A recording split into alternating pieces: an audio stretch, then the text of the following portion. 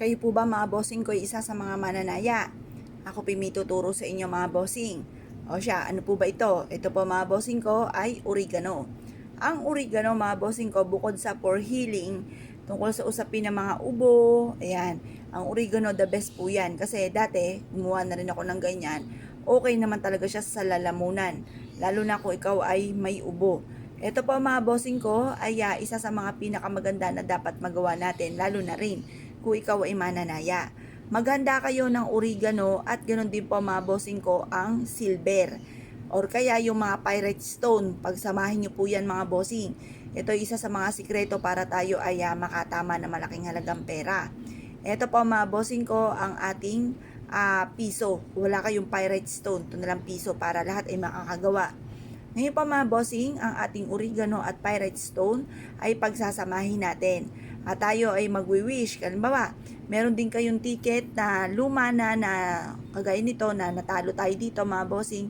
At meron ako dito palit ticket. Ayan. Ngayon po, basta yung mga natalo nyo na, pwede na po yan. Ngayon pa mga bossing, ang gagawin nyo lamang, ito pong ating ticket na to na natalo na at itong ating oregano ay pagsasagpiin nyo. Pagsasamahin nyo po yan. Pagkatapos, pwede rin naman tupiin po ninyo ng maliit. At pagkatapos, pwede nyo po itong humarap na kayo sa may silangan at gagamitin natin ito na pampaswerte. Sabihin nyo po dito, sa pamamagitan nito ay mananalo na ako ng jackpot. Sa pamamagitan nito ay magkakaroon ako ng napakaraming pera. Pero syempre mga bossing, ito kasing tambalan ng oregano at barya, yung silver, ay swerte tungkol sa usapin ng pera. Kaya mapa-negosyo, mananaya, or kaya naghahanap ng trabaho, ay the best po ito. Mag-wish ka na kung ano ang nais po ninyo na maganap, matanggap ka sa trabaho, or kaya magkaroon ng negosyo na dito na ako yayaman, yung mga ganun mga bossing. Pagkatapos po niyan mga bossing ko, may yung nais ninyo, i-wish nyo na ng todo-todo. At pagtapos, ibilad nyo muna ito sa sinag ng araw. Makalipas ng alas 8 ng umaga, tapos na alas 8 ng umaga, kunin nyo na. At pagkatapos, tupiin nyo po ito, nakasama na itong ticket na ito na natalo na kayo ha mga bossing.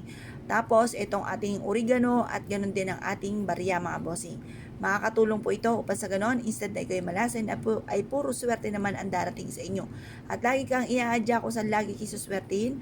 Minsan mapapaisip ka, nagawa mo isang bagay na hindi mo naman gusto. Halimbawa, nagawa mong magluto, hindi ka naman talaga nagluluto pero nakaluto ka, tapos ito po ay naitinda po ninyo, tapos ang daming bumili, yung ba tipo na yun nga, hindi mo inaasahan, hindi mo akalain na magagawa mo, pero yung pala sa nagawa nyong ito, ay dito pala kayo magiging matagumpay.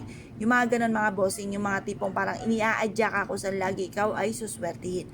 Ngayon po mga bossing, kung kayo po yung nagnanais na gumawa ng ganito, i-mindset nyo na kayo magiging matagumpay, simula na ito ng tagumpay po ninyo, at kailanman na hindi na kayo mamumblema tungkol sa usapin ng pera.